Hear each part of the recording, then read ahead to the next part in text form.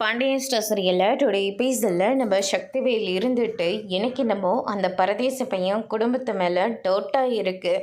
இதே நாம் பார்த்த மாப்பிள்ளைக்கு ராஜியை கல்யாணம் பண்ணி கொடுத்துருந்தா இந்நேரம் ஒரு குழந்தை வீட்டில் தவழ்ந்துட்டுருக்கோம். ஆனால் தேவையில்லாமல் அந்த குடும்பத்தில் அவள் கல்யாணம் பண்ணிட்டு போனதுனால பார்த்தீங்கல்ல எப்படியெல்லாம் நடந்துட்டுருக்குன்னு. கொஞ்ச நேரம் கூட நம்மளால் சந்தோஷமாகவே இருக்க முடியல. எனக்கு என்னமோ அந்த குடும்பத்து மேலே டவுட்டாகவே இருக்குது அப்படின்ற மாதிரியும் சொல்லிகிட்டு இருக்காங்க. சுகன்யா இருந்துட்டு எனக்கும் சின்ன மாமா சொல்கிறதுல தான் சரியாக இருக்குது. அட நீ வேற சின்னனை தான் புரியாமல் பேசிகிட்டு இருக்கனா, நீ அதுக்கு மேலே இருக்க ராஜி மேலேயும் கதிர் மேலேயும் இல்லை அந்த வீட்டு குடும்பத்து மேலேயும் உனக்கு என்ன டவுட் இருக்குது? ராஜி ஐபிஎஸ் ஆகணுன்றது அவள் சின்ன வயசு ஆசை. அது மட்டும் இல்லை, இப்போ அவள் ஆசைப்படுறதை விட அவள் புருஷன் கதிர் ஆசைப்படுறதான் ரொம்ப அதிகமாக இருக்குது. அதுக்கு நடுவில் குழந்தை அதுன்னு வந்தால் அவளோட ஆசை நிறைவேறாமல் போயிடும்னு சொல்லிட்டு அவள் ஒருவேளை வயிற்றில் இருக்கிற குழந்தைய டாக்டர்கிட்ட சொல்லி அபார்ஷன் பண்ணியிருந்தா தான் என்ன, குழந்தை இல்லைன்னு நீங்கள் வீட்டில் எல்லாருக்கிட்டையும் சொல்லிவிடுன்னு கூட சொல்லியிருக்கலாம்ல அப்படின்ற மாதிரி சொல்லிடுறாங்க. இது கூட எனக்கு தோணாமல் போச்சு, இதுதான் சரியாக இருக்கும் அப்படின்னு சொல்லிட்டு நம்ம சுகன்யெல்லாம் சொல்லிட்டு இருக்காங்க. அதுக்கடுத்து தான் வந்து பார்த்தீங்கன்னா அவ்வளோ கேவலமாலாம் அவங்க யோசிக்க மாட்டாங்க. ராஜுக்கும் குழந்தை மேலே ரொம்ப ஆசை தான், மாப்பிள்ளைக்கு அதை விட ஆசை இருக்குது. ஆனால் அதை விட்டுட்டு நீங்கள் சொல்கிற மாதிரியெல்லாம் எதுவுமே நடந்திருக்க வாய்ப்பே இல்லை அப்படின்னு சொல்லிட்டு வடிவு ஒரு பக்கம் சொல்லிக்கிட்டு இருக்காங்க. வடிவு டவுட்டுன்னு ஒன்று வர ஆரம்பிச்சிருச்சு. இல்லை இதுக்கு மேலே நம்ம எதுக்காக அதை தள்ளி போட்டுட்ருக்கணும்? பழனி, நீ உடனடியாக போயிட்டு மாப்பிள்ளையும் ராஜியும் வீட்டுக்கு வர சொல்லு அப்படின்ற மாதிரி சொல்லிடுறாங்க. என்னென்னு இவங்க தான் புரியாமல் பேசிகிட்டு இருக்காங்கன்னா நீங்கள் அதுக்கு மேலே இருக்கீங்க. டவுட்டுன்னு ஒன்று வந்துருச்சு இல்லை, அதை கிளியர் பண்ணணும்ல, போயிட்டு அவங்கள வர சொல்லு அப்படின்ற மாதிரி சொல்லிடுறாங்க. சரிங்க என்ன அப்படின்னு சொல்லிட்டு நம்ம பழனி இருந்துட்டு நேராக கோமதியோட வீட்டுக்கு போகிறாங்க. அப்போ தான் ரூமில் இருந்து கதிரராஜியும் வெளியில் வராங்க. என்ன மாமா இப்போ என்னத்தை மறைச்சி எடுத்துகிட்டு போட்டிருக்குன்னு வந்து பார்க்குறீங்களா? இங்கே பாருங்க மாமா, நல்லா செக் பண்ணிக்கோங்க, எதுவுமே என்கிட்ட இல்லை. டே மாப்பிள்ள, அதெல்லாம் ஒன்றும் இல்லைடா, உங்கள் மாமனார் உங்களை ரெண்டு பேர்த்தையும் பார்க்கணும் பேசணும்னு சொல்லிட்டு வர சொல்கிறாரா, நீங்கள் கொஞ்சம் வரீங்களா அப்படின்ற மாதிரியும் சொல்லிடுறாங்க. இப்போவே வா, என்னாச்சு மாமா? தெரியலடா அப்படின்ற மாதிரியே சொல்லிடுறாங்க. சரின்னு சொல்லிட்டு கதிரராஜியும் வீட்டுக்கு வராங்க. வாமா ராஜி, இப்போ எப்படிமா இருக்கு, உடம்பு நல்லா இருக்கா அப்படின்னு சொல்லிட்டு கேட்கவும் இப்போ பரவாயில்லப்பா அப்படின்ற மாதிரியே சொல்லிடுறாங்க. அதுக்கடுத்ததா என்னென்ன சுற்றி வளைச்சி பேசிக்கிட்டு இருக்கீங்க, டைரெக்டாக கேட்க வேண்டியதானே அப்படின்ற மாதிரியே சொல்லிட்டு இருக்காங்க. டேய் கொஞ்ச நேரம் வாயை மூடிட்டு இரு, எனக்கும் என்ன பேசணும்னு தெரியும் அப்படின்ற மாதிரியே சொல்லி மிரட்டுறாங்க. அதுக்கு அடுத்தது சுகன்யா இருந்துட்டு உன்னை வர சொன்னதுக்கே காரணம் வேற ராஜி, உனக்கு சின்ன வயசுலேருந்து ஐபிஎஸ் ஆகணுன்ற ஆசை அதிகம். அதுவும் இல்லாமல் இப்போ நீ ஆசைப்படுறத விட கதிர ஆசைப்படுறது தான் அதை விட பெருசாக இருக்குது. குழந்த ஒரு தடையாக வந்துடக்கூடாதுன்னு நீங்கள் அபார்ஷன் பண்ணிடுறீங்களோ என்ன ஒன்று கேட்கறதுக்காக தான் உங்களை வர சொல்லியிருக்கு அப்படின்ற மாதிரி சொல்லிடுறாங்க. அதுக்கு அடுத்ததாக குழந்தை எங்களுக்கு எவ்வளோ முக்கியம்னு உங்களுக்கே நல்லா தெரியும். அது மட்டும் இல்லை, இப்போ எங்களுக்குன்னு கொஞ்சம் சில லட்சியங்கள்லாம் இருக்குது, அதை முடிச்சுட்டு குழந்தைய பற்றி யோசிக்கலான்னு பிளான் போட்டது எல்லாமே உண்மைதான். அதுக்காக இப்போ ராஜி கன்சீவ் ஆகி இருக்கிறதுக்கும் நான் குழந்தைய கொலைக்கிறதுக்கும் எந்த அவசியமும் இல்லை அப்படின்ற மாதிரி கதிர் வந்து சொல்லிடுறாங்க.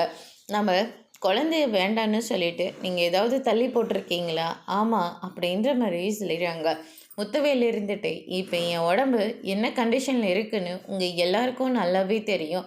இந்த மாதிரி நேரத்தில் எனக்கு உங்கள் குழந்தைய பார்த்து கொஞ்சம் ஆசையாக இருக்குது. எந்த நேரத்தில் எனக்கு என்ன ஆகுன்னு யாருக்குமே தெரியாது, ஏன் எனக்கே கூட தெரியாது. சீக்கிரமாக ஒரு குழந்தைய பெற்று போட்டால் அதை நல்லபடியாக பார்த்து நானும் வளர்த்தப்பல்ல அப்படின்ற மாதிரி சொல்லிக்கிட்டு இருக்காங்க. என்னப்பா இப்படியெல்லாம் பேசுகிறீங்க? சரிங்கப்பா, நாங்கள் ரெண்டு பேரும் அதை பற்றி யோசிக்கிறோம் அப்படின்னு சொல்லிட்டு ராஞ்சி வந்து சொல்லிடுறாங்க. அதுக்கு அடுத்ததாக இந்த சைடு நம்ம பாண்டியனோட குடும்பம் எல்லாருமே சாப்பிட்டுட்ருக்காங்க. அப்போ வந்து பார்த்தீங்கன்னா டே செந்தில், நீ என்னடா ஒரு மாதிரியாக இருக்க அப்படின்னு சொல்லிட்டு கேட்கவும் ஒன்றும் இல்லைப்பா அப்படின்ற மாதிரியே சொல்லிடுறாங்க. சாப்பாடு ஏதாவது பிடிக்கலடா, வேறு ஏதாவது செஞ்சு கொடுக்கட்டா? ஏன் பிடிக்கலனா வேறு ஏதாவது அவனுக்கு தனியாக ஸ்பெஷலாக செஞ்சு கொடுக்கலான் இருக்கியா? எல்லாரும் சாப்பிட்றதையும் அவனும் சாப்பிடட்டும் அப்படின்ற மாதிரியே சொல்லிடுறாங்க. டே சரவணா, நீ என்ன குருவி கொத்தின மாதிரி கொத்திக்கிட்டு இருக்க, நல்லா அள்ளி சாப்பிட்டா தானே? சரிங்கப்பா சாப்பிட்றேன் அப்படின்ற மாதிரியே சொல்லிடுறாங்க.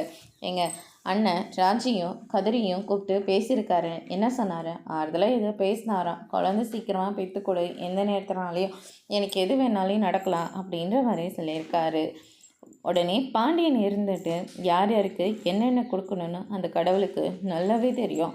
எது எந்தெந்த நேரத்தில் நடக்குமோ அது கண்டிப்பாக நடக்கும் அப்படின்ற மாதிரி பாண்டியன் வந்து சொல்லிட்டு இருக்காங்க.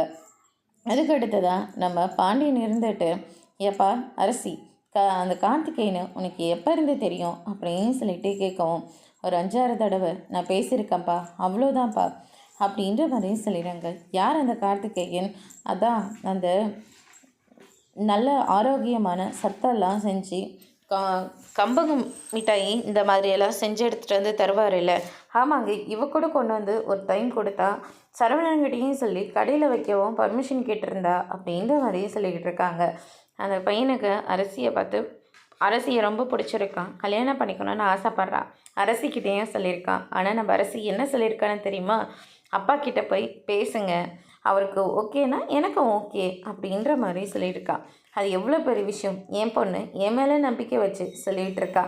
பரவாயில்ல அரசி, எனக்கு இந்த விஷயந்தான் ரொம்ப பிடிச்சிருக்கு அப்படின்ற மாதிரியே சொல்லிடுறாங்க. நீ என்னம்மா நினைக்கிற? நீங்கள் என்ன நினச்சாலையும் அதுக்கு நான் கட்டப்படுறேன்பா. ஏன்னா நானாக முடிவு எடுத்த வரைக்கும் போதும்ப்பா. என்னால் நீங்கள் ரொம்பவே அவமானப்பட்டுட்டீங்க. இனிமேல் என்னால் ஒரு அவமானம் உங்களுக்கு வரவே கூடாது அப்படின்ற மாதிரி சொல்லிடுறாங்க. அதுக்கு அடுத்ததாக வந்து பார்த்திங்கன்னா அக்கம் பக்கம் விசாரிக்க சொல்லியிருக்கேன். நல்ல பையனாக இருந்தால் பேசி முடிச்சிடலாம் அப்படின்ற மாதிரி பாண்டியன் வந்து சொல்லிடுறாங்க. இதை கேட்டோன்னே நம்ம அரசியை கூப்பிட்டு மீனா எல்லாருமே கார்த்திகேயன் எப்படி என்ன ஏதுன்னு சொல்லிட்டு விசாரிச்சிட்ருக்காங்க. இங்கே பாருங்கள், எனக்கு அதை பற்றி எதுவுமே தெரியாது. ஆமாம், உனக்கு தெரியாதனால தான் கடல மிட்டாயெல்லாம் விற்க சொல்லி பர்மிஷன் கேட்டிருந்தேக்கும். சும்மா வந்து கேட்டுக்கிட்டே இருந்தார். அதனால தான் அண்ணங்கிட்ட பேசினேன் அப்படின்ற மாதிரி நம்ம அரசி வந்து சொல்லிகிட்ருக்காங்க. அதுக்கடுத்ததை நம்ம கோமதி வரங்க. இவ்வளோ பெரிய விஷயம் நடந்திருக்கு, ஆனால் எங்ககிட்ட சொல்லணும் உனக்கு தோணவே இல்லைல்ல அப்படின்னு சொல்லிட்டு நம்ம கோமதி ஒரு பக்கம் சொல்லிக்கிட்டு இருக்காங்க. அதுக்கடுத்ததாக வந்து பார்த்திங்கன்னா மீனா எல்லாருமே தூங்கிட்டு இருக்கிற போது செந்தில் மட்டும் உட்காந்துக்கிட்டு இருக்காங்க. மீனா முழிச்சு பார்க்குறாங்க. என்னாச்சுங்க, தூக்கம் வரலையா? வரல மீனா, என்னாச்சுங்க, உடம்புக்கு ஏதாவது முடியலையா அப்படின்னு சொல்லிட்டு கேட்கவும், கூடிய சீக்கிரமாக என் வேலை போயிடும் போல இருக்கு அப்படின்ற மாதிரி சொல்லிடுறாங்க. ஏங்க என்னாச்சு, மறுபடியும் லஞ்சம் ஏதாவது வாங்கினீங்களா? இல்லை மீனா, இது வரைக்கும் நான் வாங்கினேன்ல, இப்போ என் பேரும் அதுலேருந்து அடிப்படுது அப்படின்ற மாதிரி சொல்லி புலம்பிகிட்ருக்காரு. அதோடு இன்றைக்கான எபிசோட் முடிச்சிருக்காங்க. இனி பாண்டியன் ஸ்டேஷனில் அடுத்தடுத்து என்னெல்லாம் நடக்க போகுதுன்றது வெயிட் பண்ணி பார்க்கலாம். தேங்க்யூ.